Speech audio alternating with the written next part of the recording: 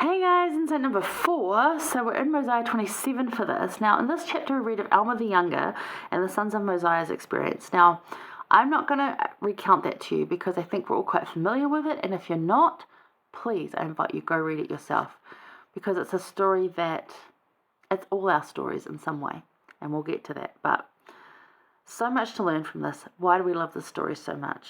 So let's look at some of Elder Bednar's words from... It's from, where are we? April 2007. It's called You Must Be Born Again. But he gives he calls it the parable of the pickle.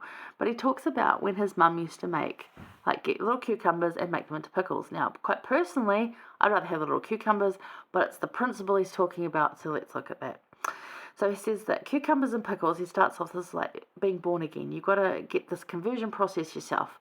And it's not something that happens by just quickly. It's a process that happens over time if it's going to make it good. So he talks about the first steps of changing a cucumber to a pickle is to prepare and clean it. And he talks about how him and his mum spent a long time doing this very specific process because if there's any dirt or grit or it's not completely clean, then it's not going to work. So you've got to do that. You've got to go through that. The next step, he said, is immersing and saturating.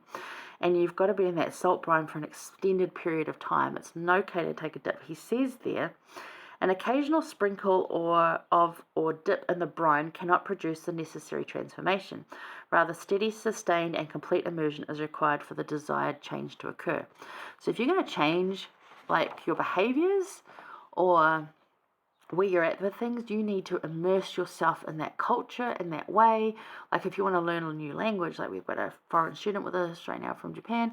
She's come here to learn English. She has immersed herself in English. She speaks English every day. It hurts her brain. And she's doing fantastic at it. It's incredible. So if you're going to want to change, if you want to learn something, you have to immerse yourself in that. You read about that, you watch that, you listen to that, you eat that, smell it, breathe it, everything. So you can't just dip in the brine a little bit to change from cucumber to pickle. You've got to live in it. He says the final step is the sealing of the cured pickles in the jars.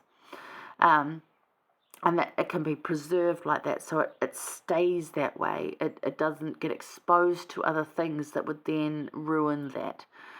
He says, so to summarize, a cucumber becomes a pickle as it is prepared and cleaned, immersed in and saturated with salt brine, and sealed in a sterilized container. This procedure requires time and cannot be hurried, and none of the essential steps can be ignored or avoided.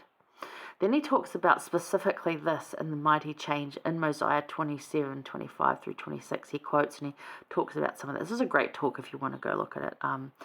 I'll be able to put the link on YouTube. I don't think the link will work for Instagram. So again, it's Elder Bednar's talk from April 2007, General Conference. Pretty easy to find. And he goes on about, just as he talks about the preparing and cleaning process, so he starts breaking down these processes. One other thing I wanted to point out, though, was the immersing and saturating part, because that really is where that conversion comes in. He says a cucumber only becomes a pickle through steady, sustained, and complete immersion in salt brine. Significantly, he says, salt is the key ingredient in the recipe. Salt is frequently used in the scriptures as a symbol of both a covenant and of a covenant people. Just as salt is essential in transforming a cucumber into a pickle, so covenants are central to our spiritual rebirth.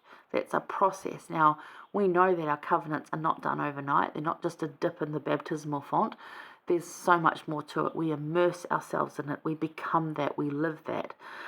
So that was in there too. I thought that was really good. So this parable of the pickle is what he calls it. And it just...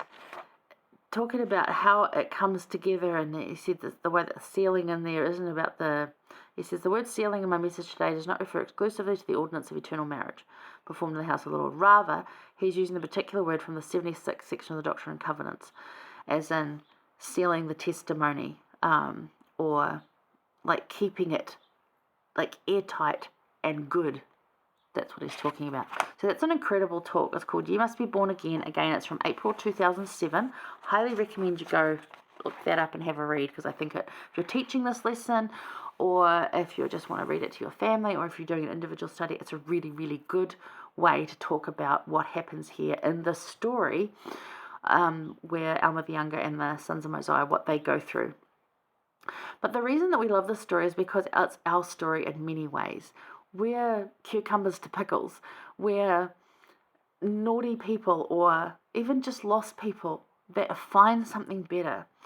And the angel coming to the seemingly unworthy is the prayers of the people being answered. And we read that in 27. You'll read that over in 14. It says, "And again the angel said, Behold, the Lord hath heard the prayers of his people, and also the prayers of his servant Alma, who is thy father, for he has prayed with much faith concerning thee, that thou mightest be brought to the knowledge of the truth." There's an angel that's sent because the people prayed for these kids. Prayers get answered like that. And you're thinking, well, how come they get an angel and I'm worthy and I don't? It's like, well, you get angels too. You just get different ones. They needed one to come knock them over the head. You don't maybe need that, and that's probably a good thing. But it is the prayers of the people being answered, an understanding of the problem, addressing more than just the behaviour. What is going on here? Why are you behaving this way, guys? Like, I can't even imagine what the angel talked to them about. Some of it is recorded, but I'm sure there's more to it. And what happens to them, and that they get in that struggle, and Alma calls out, and it's good. And we've maybe not been in that much of a struggle or in that deep of a problem, but we all know a struggle, and we all know a problem, and we all know that we can come out of it with the help of Christ. So and we know too that people pray for us. So this is kind of all of our stories. That's why we relate to it so much. We see ourselves in this.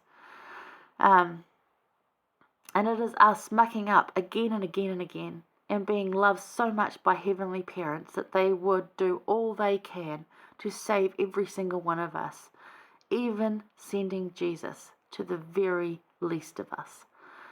He's the angel that comes to save us.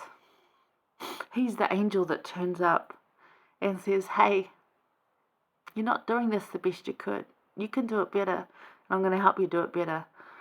I know people have prayed for you, so I'm going to come and help you.